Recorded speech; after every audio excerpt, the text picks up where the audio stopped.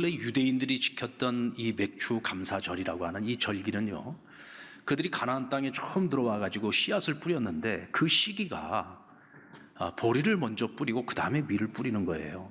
그래서 맥주 감사주의를 할 때 이 보리 맥자를 쓰잖아요. 그래서 보리를 먼저 추수를 하고 그 후에 한 2, 3개월 후에 이제 밀 수확을 하는 겁니다. 근데 본래 유대인들의 주식은 밀가루잖아요. 밀을 가지고 빵을 만들어 먹는 족속이잖아요. 그러니까 그들은 밀이 주식이지만, 그러나 시기적으로 볼 때 그들이 도착해서 먼저 씨를 뿌렸던 것은 보리 씨를 뿌렸으니까 먼저 보리 열매를 수확을 한 거예요. 그래서 먼저 보리 첫 수확에 대한 하나님 앞에 감사의 예배를 드리고, 또 몇 개월 후에 수확을 하게 될 밀 수확에 대하여 또 기대감을 가지고 하나님 앞에 감사했던 것이 바로 맥주 감사 주일, 맥주 감사 절기였던 겁니다. 오늘 우리도 역시 마찬가지입니다. 하나님 앞에 감사하는데 뭐 풍년일 수도 있고 또 흉년이 들 수도 있고, 또 금년처럼 우리가 이렇게 원치 않고 전혀 생각지도 못했던 이런 어려운 상황들이 우리에게 오기는 했지만, 그럼에도 불구하고 우리가 하나님 앞에 감사해야 되는 것은, 감사라고 하는 것은 수확이 많고 적음과 전혀 상관이 없어요. 풍년이냐 흉년이냐와 전혀 상관이 없어요. 왜? 모든 것은 하나님께로부터 시작되고 모든 것은 하나님께로부터 끝나는 거기 때문에 우리는 항상 하나님 앞에 감사함으로 살아가야 된다. 그래서 감사는 우리가 미래를 만들어가는 하나님이 우리에게 주신 삶의 원동력이라는 것을 여러분 기억하셔야 됩니다. 그래서 저는 오늘 설교 제목을요, 현재를 살아서 내일을 만들자로 정해보았습니다. 자, 그렇다고 한다면 우리 그리스도인들은 오늘이라고 하는 이 현재를 어떻게 살아야 우리가 보다 나은 미래를 만들 수 있을까? 그것을 오늘 말씀 안에서 우리가 같이 고민을 해보려고 합니다. 자, 오늘 본문의 말씀인 베드로전서는요, 그 기록된 시기가 초대교회, 그것도 로마와 그리고 유대 극렬주의자로부터 가장 핍박이 심했던 시기에 쓰여진 서신이라고 보면 되겠습니다. 베드로는 당시 로마에 있었어요. 이 로마에서 가장 박해가 심했던 네로 시대에 다른 지역, 소아시아 지역에서도 많은 성도들이 이런 고난과 핍박의 상황 속에서 어려움을 겪고 있는 것을 알고 소아시아 교회에 있는 성도들에게 보낸 편지예요.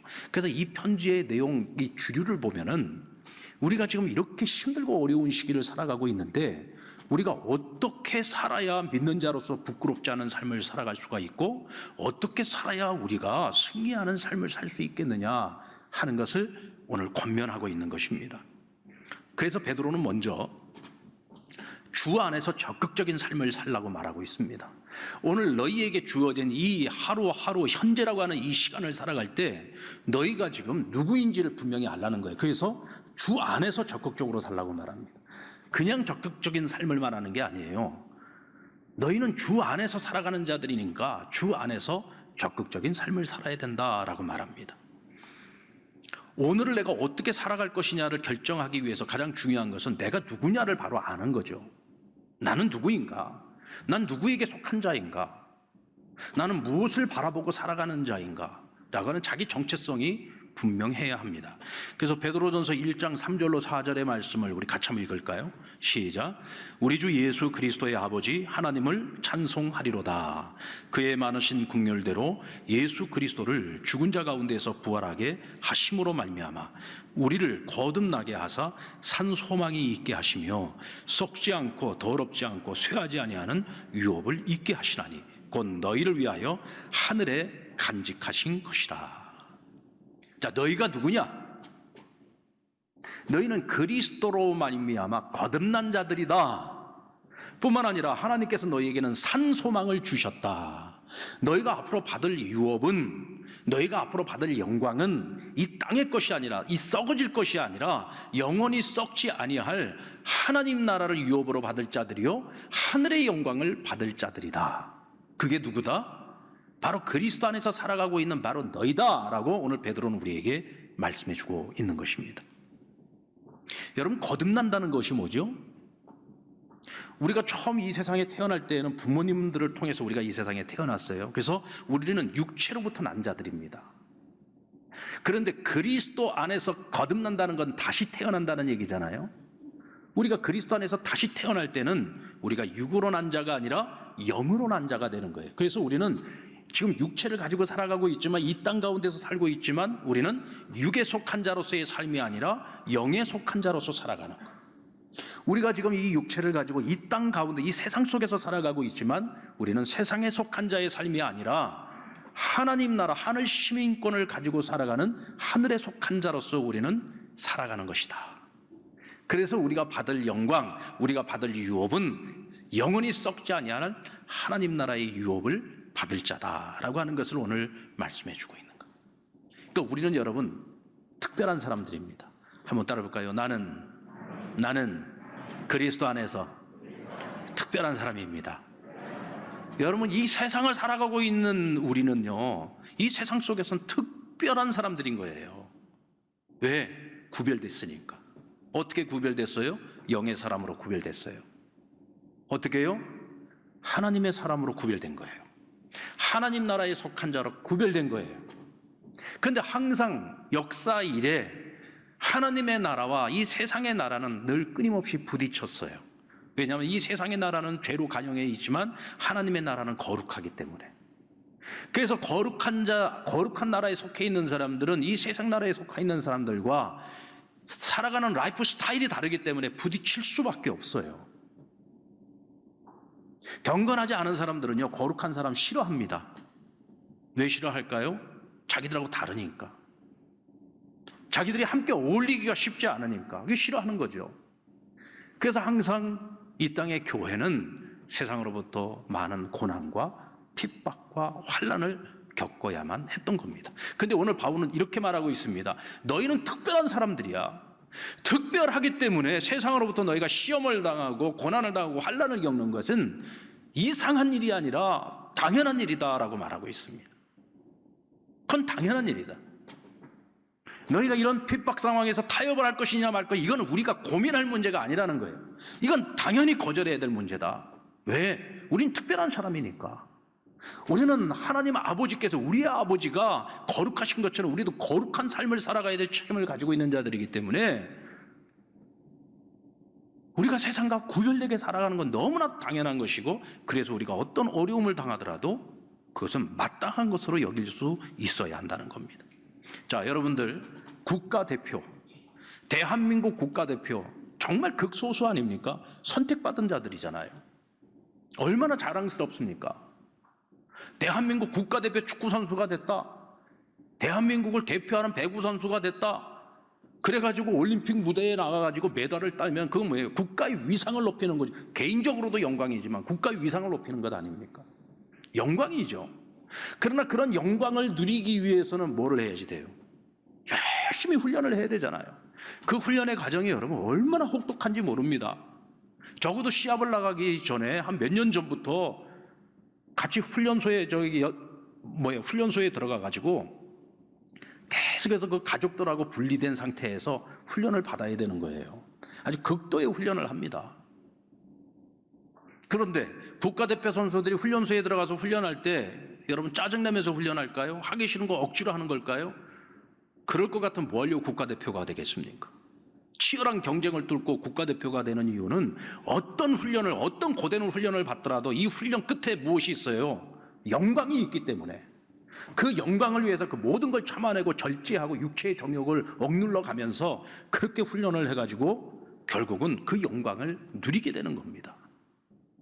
오늘 저와 여러분 하나님 나라의 국가대표입니다. 아멘. 우리가 하나님 나라를 대표하는 사람들이잖아요. 누가 하나님 나라를 대표합니까? 우리가 하나님 나라를 대표하잖아요.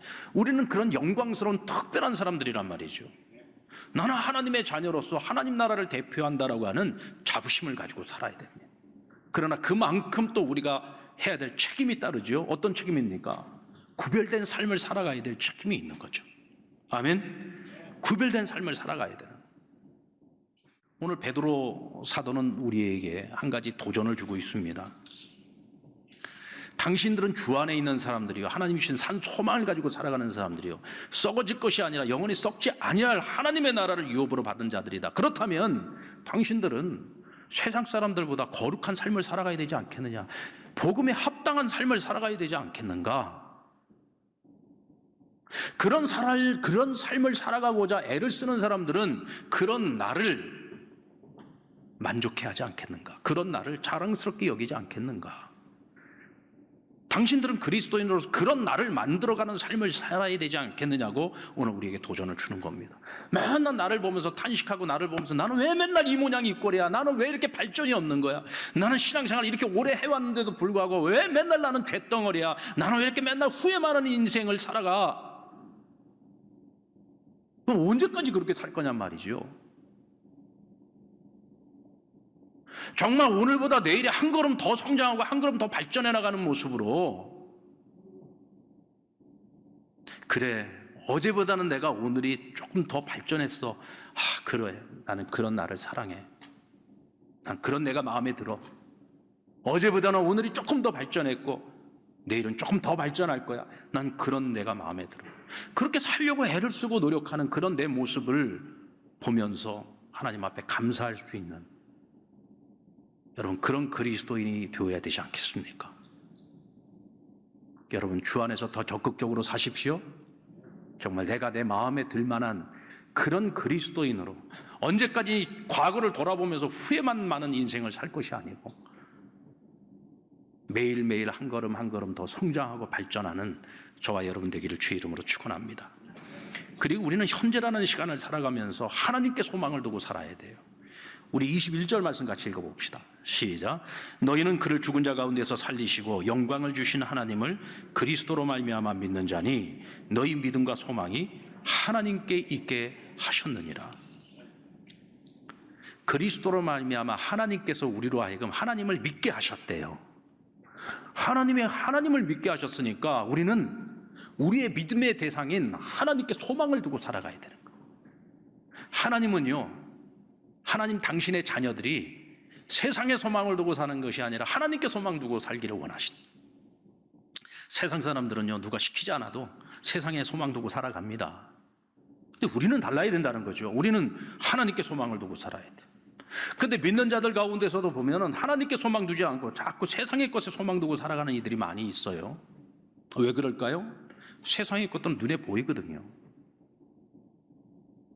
근데 하나님 나라의 유업은 눈으로 보이질 않아요. 믿음으로 우리가 완성해 가야 하는 하나님의 약속인 거예요. 그러다 보니까 사람들이 하나님을 믿으면서도 하나님께 소망을 두는 것이 아니라 자꾸 눈에 보이는 세상에만 소망을 두고 살아가려고 하는 거죠. 20세기 최고의 종교 화가로 불려지는 조르주 루오라고 하는 분이 있습니다. 20세기 최고의 화가였습니다. 근데 이분이 그림을 그렸던 그 시대는요, Death of God, 하나님은 죽었어. 이게 그냥 상식적으로 통했던 그런 시대였어요. 근데 그런 시대에 종교 화가의 길을 걸어간다라고 하는 것은요, 세상적으로 많은 것들을 포기해야 되는 길이었습니다. 그는 본래가 수도사의 길을 걸어가고 싶었던 사람이었는데 결국 그 길을 포기하고 그림으로써 어떤 수도의 길을 걸어가는 그런 화가였습니다.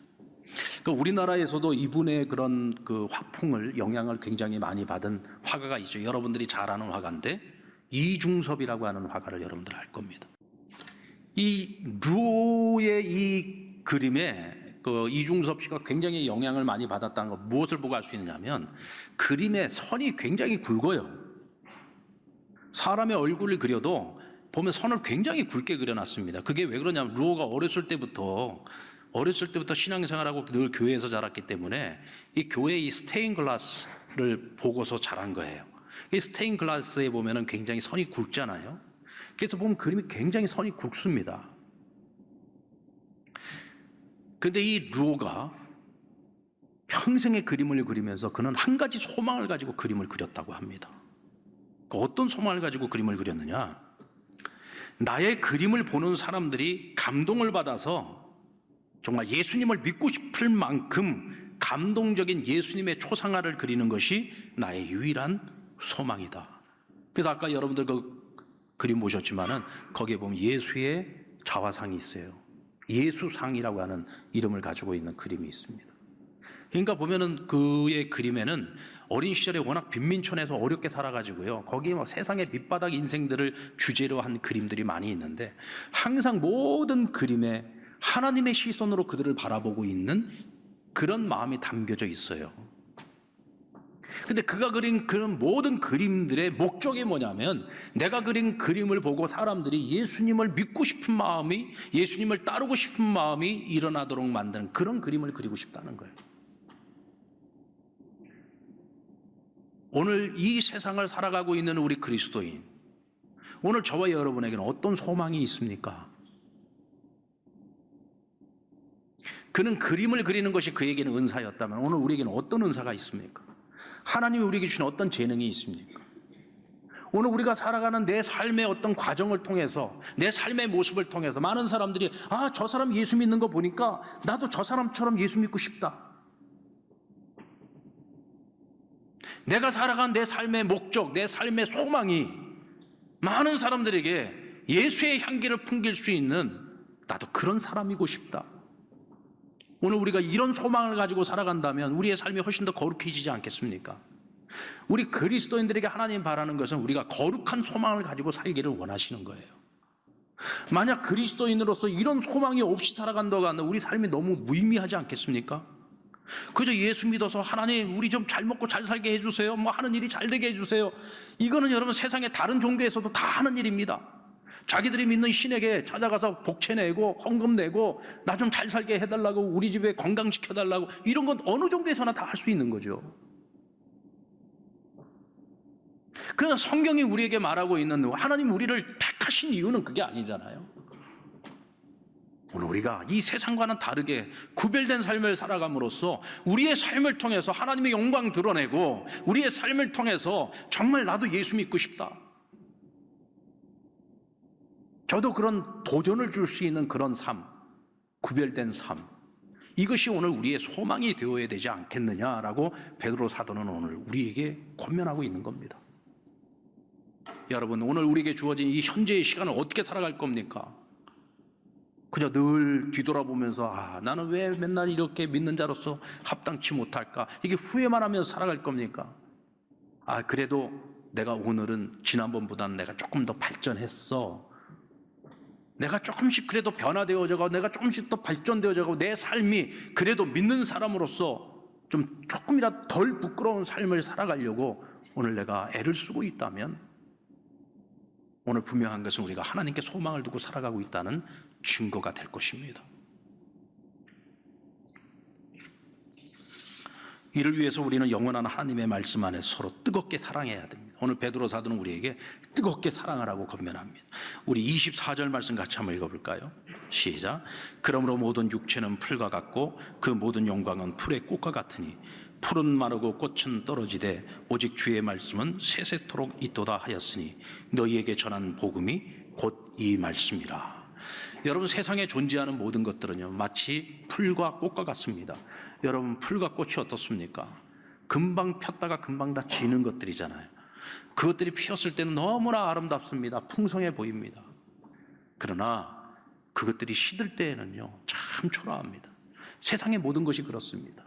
마치 신기루와 같은 것들이죠. 내 손에 잡은 것처럼 보이는데 어느 순간에 보면 다 빠져나가고, 뭔가를 이뤄놓은 것 같은데 나중에 뒤돌아보면 다 허전하고 허무하고, 그게 세상의 것들이죠. 마치 풀과 꽃과 같은 것들이잖아요. 그런데 오늘 우리가 하나님의 자녀가 되고 우리가 그리스도인이 되고 거듭나게 된 것, 이것은 이런 풀과 꽃과 같은 세상의 것이 아니라, 썩어질 것들이 아니라 영원히 있는 알파와 오메가가 되시는, 영원히 사라지지 않는 하나님의 말씀으로 우리가 하나님의 자녀가 되었다, 산 소망의 사람들이 되었다라고 말씀하고 있는 거예요. 영원한 하나님의 말씀이 오늘 저와 여러분을 있게 한 거란 말이죠. 아멘. 영원한 하나님의 말씀으로 오늘 우리는 하나님의 사람이 되어서 이 땅 가운데 과거, 현재, 미래의 삶을 살아가는 사람들이 아니에요. 이제는 우리는 어떤 시간 속에서 살아가는 사람들이냐, 이제 영원의 시간을 살아가는 사람들. 우리가 예수를 그리스도로 믿는 그 순간서부터 우리는 영생이 주어진 거예요. 우리는 영원의 시간을 살아가는 거예요. 그 영원의 시간 속에서 오늘 이 현재는 그 한순간에 불과한 거죠. 그래서 이 영혼의 시간 속에서 이 하루, 이 한순간을 살아가기 때문에 우리는 더 가치 있게 살아가야 되는 것인데, 그럼 우리가 어떻게 이 한순간을 더 가치 있게 살아갈 것이냐? 베드로 사도는 우리에게 이렇게 권면합니다. 뜨겁게 사랑해라. 자, 단도직입적으로 여러분에게 한번 묻겠습니다. 여러분들 그리스도인으로서 지금 행복하십니까? 여러분 정말 지금 행복한 삶을 살고 계십니까? 혹시 오늘 이 중에 나는요 행복하지 않습니다 라고 생각하시는 분이 계신다면 그분은 지금 사랑하지 않기 때문입니다. 사랑하는 사람은요 행복합니다.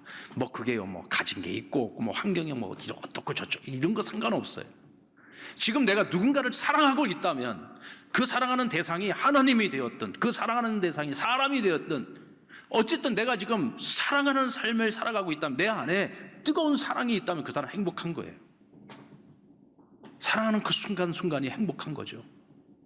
아무리 많은 것을 가지고 있고 많은 것을 누리고 있어도요 뜨거운 사랑이 없으면은요 그 사람 불행합니다.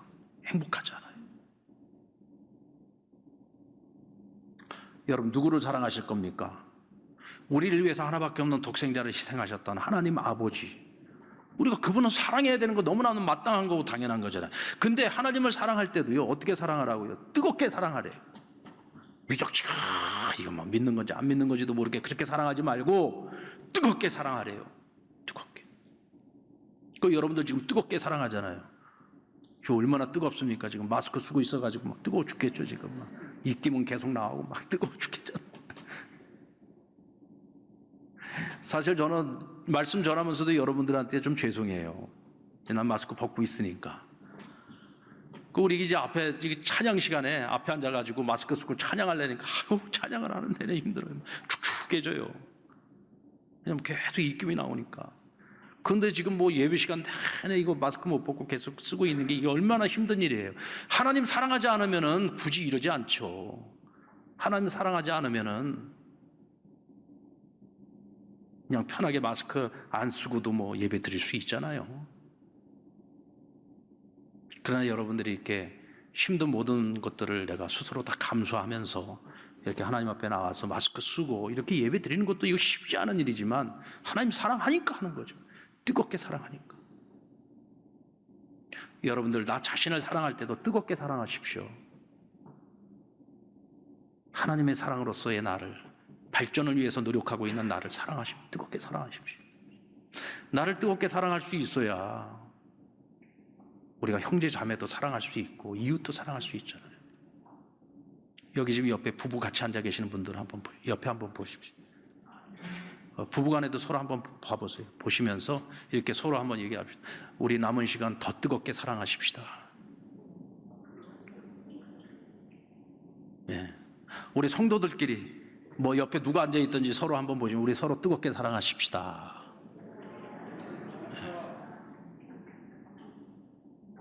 그 미지근하게 사랑하지 말고 뜨겁게 사랑하십시오. 보니까 하나님은요 이게 참 뜨거운 거 사랑하시는 것 같아요. 뜨겁게. 이웃을 사랑할 때도 뜨겁게 사랑하시고, 사랑을 필요로 하는 사람들을 찾아가서 뜨겁게 사랑해 주십시오. 여기에 여러분 생명의 역사가 일어납니다. 뜨겁게 사랑하라고 말씀을. 뜨겁게 사랑하면서 살아가는 사람들은 오늘 현재라고 하는 이 시간을 절대로 헛되게 살지 않아요. 내게 주어진 마지막 시간이라는 마음을 가지고 최선을 다합니다. 뜨겁게 사랑하며 뜨겁게 살아가십시다. 그러면 우리에게 다가오는 내일은 보다 밝은 모습으로, 보다 희망찬 모습으로 우리를 맞이해 줄 겁니다. 사랑하는 여러분, 오늘 우리가 지금 행복하지 않다면 이 세 가지 이유에 다 걸릴 거예요. 아직도 내가 누군지 몰라. 아직도 내가 더 나은 나를 만들어가기 위해서 노력하지 않고 있는 거예요. 아직도 나는 여전히 세상의 소망 두고 살기 때문에 그래요. 여러분, 세상의 소망 두고 사는 사람은 절대로 행복할 수가 없어요. 왜? 세상의 소망은요 만족이 없어요. 하나 가지면 둘을 갖고 싶고요, 한도 끝도 없어요. 하나님께 소망 두고 살아가는 자만이 만족이 있어요. 그리고 사랑하지 않기 때문에 그렇습니다. 여러분 사랑하십시오. 그러면 오늘의 현재는 더 나아질 거고 미래는 더 나아질 겁니다. 이제 우리가 남은 기간 앞으로 6개월 그리고 앞으로 우리가 주님 다시 오시는 그날까지 하나님 우리를 부르시는 그날까지 우리의 남은 날들을 살아갈 때 여러분 뜨겁게 사랑하며 살아갈 수 있는 저와 여러분 되기를 주의 이름으로 축원합니다.